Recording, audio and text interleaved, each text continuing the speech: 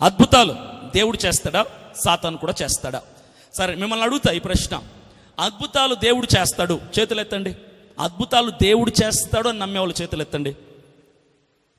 అందరు ఎత్తారా? చేస్తాడా? దించండి. అద్భుతాలు సాతానుడు కూడా చేస్తాడు అన్నోళ్ళు చేతులు ఎత్తండి. ఆలోచించుకొని ఎత్తాలి. అద్భుతాలు సాతానుడు కూడా చేస్తాడు అన్నోళ్ళు చేతులు ఎత్తండి. ఎత్తట్లేదు కొంతమంది. దించండి. సాతానుడు అద్భుతాలు చేస్తాడా అంటే చేతులు ఎత్తట్లా. దేవుడు చేస్తాడా? అందరు ఎత్తారు. అయితే ఇప్పుడు నేను మీకు ఒక సందర్భాన్ని చూపిస్తా. ఇక్కడ నిర్గమాకాండం 7వ అధ్యాయం 10, 11, 12 వచనాలు ఫాస్ట్గా చదివేసి దాన్ని వివరిస్తా.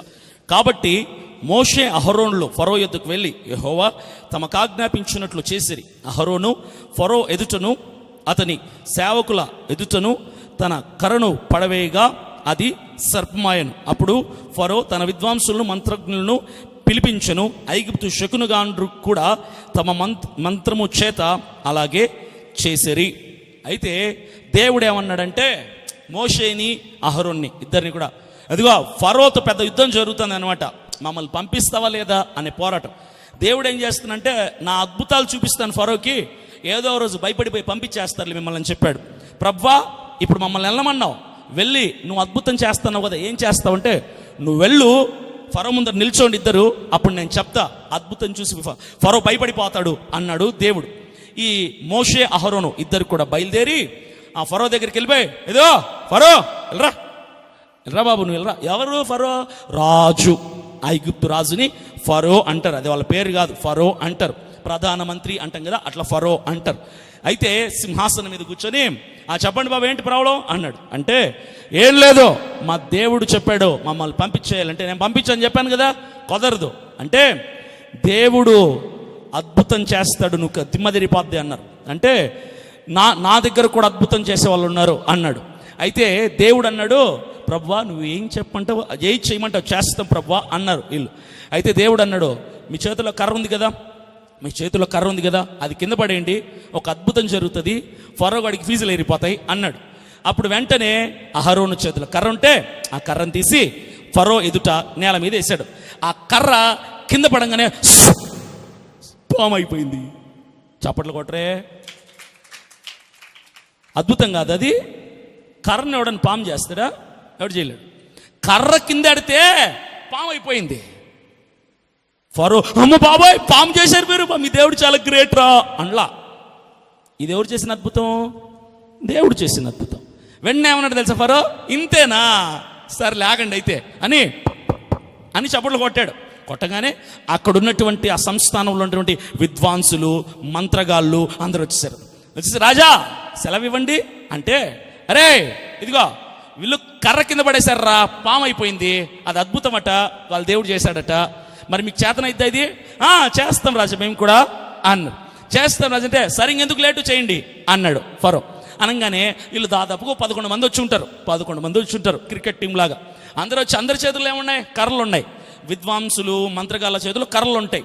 ఆ కర్రలు ఒకటేసారి రెడీ 1 2 3 అని ఆ కర్రలన్నీ ఒకటేసారి కింద పడిపోతే అని సర్పం అయిపోయింది. 11 కర్రలు 11 పాములు అయ్యాయి. ఇది ఎవరు చేసిన అద్భుతం? మరి సాతానుడు అద్భుతాలు చేయరన్నారు. చేస్తాడా చేయడా? చేస్తాడు.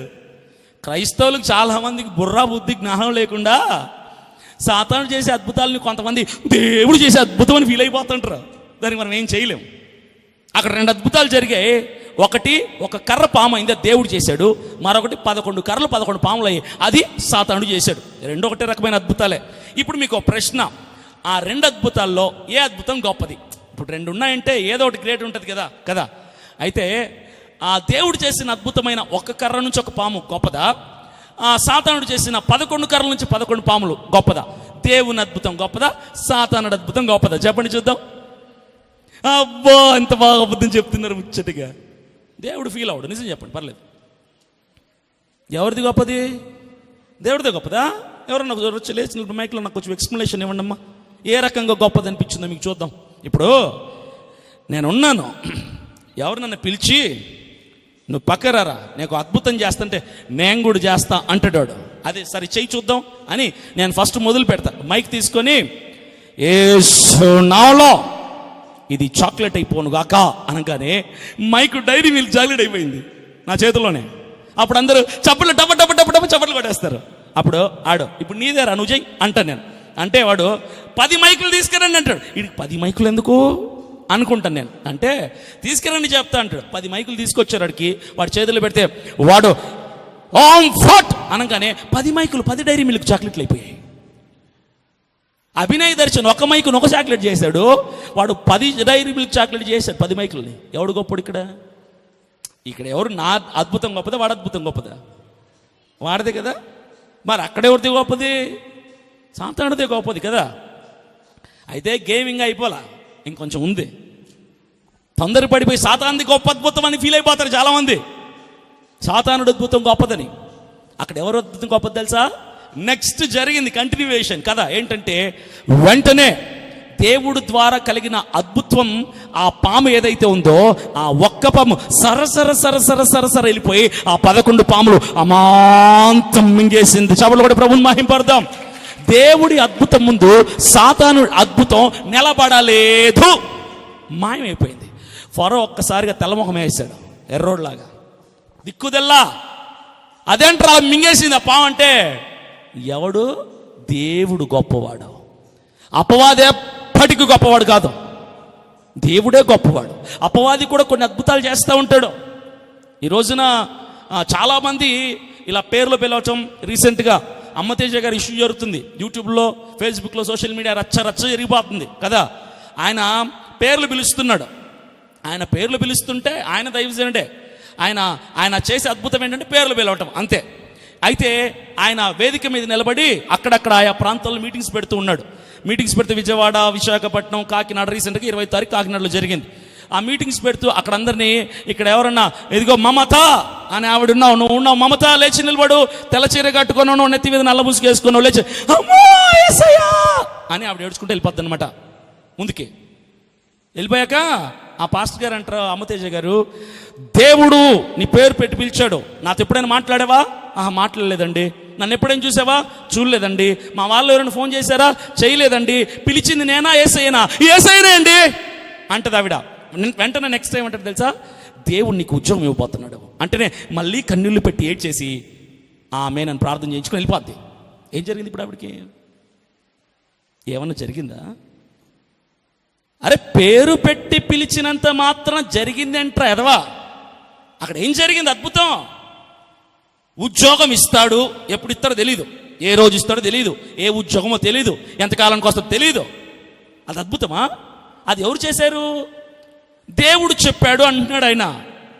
పేరు పెట్టి పిలిస్తే ఆ దేవుడు చెప్పాడు నువ్వు ఊహించేసుకొని, దేవుడు చెప్పాడా, నీ అసిస్టెంట్లు చెప్పారా, లేదంటే పేపర్లో ఏమన్నా వాళ్ళ డీటెయిల్స్ తీసుకొని నువ్వు చెప్తున్నావా తెలీదు. దేవుడు అయితే చెప్పడు. దేవుడు బతుకుల్ని బాగు చేయడానికి చెప్తాడు. కానీ ప్రవచనాలు, ఉద్యోగాలు ఇస్తాం, మీకు బ్యాంక్ బ్యాలెన్స్ వచ్చేస్తాయి, మీ పర్సులో పైసలు వచ్చేస్తాయి, మీ జబ్బులు పోతాయి, ఇవి చెప్పడం మీద దేవుడి పని. చెప్పడం అవి కాదు కదా. ఆ దేవుడు చేస్తున్న అద్భుతమా? అసలు అద్భుతమా అది? అపవాదిగాడు ప్రేరేపిస్తుంటాడు. భ్రమపరిచే ఆత్మది, దురాత్మది. అపవాదికి కూడా మనుషుల జీవితాలన్నీ తెలుసు, మనుషుల పేర్లన్నీ తెలుసు. పాడు చేయడానికి క్రైస్తవుల్ని తప్పుదోవ పట్టించడానికి ఇలాంటివన్నీ కార్యాలు కొంతమందిని వాడుకుంటున్నాడు సాతానుడు. కొంతమంది సేవకులను వాడుకుంటున్నాడు. సత్యమైన వాక్యాన్ని విడిచిపెట్టి తప్పుద్రోవలు, అద్భుతాలని తోవలో వెళ్ళిపోతున్నారు అందరూ. అద్భుతాలు పరలోకానికి చేర్చవు. అద్భుతాలు చేరుస్తాయి పరలోకానికి, అద్భుతాలు చేర్చవు. ఏం చేరుస్తుంది పరలోకానికి? వాక్యం చేరుస్తుంది పరలోకానికి. వాక్యం ఆత్మకి స్వస్థతనిస్తుంది. నేను స్వస్థతలు నమ్ముతా, అద్భుతంగా నమ్ముతా, దాని వెనకాలే పరిగెట్టను. దేవుని వాక్యాన్ని మీద ఇష్టపడతాను.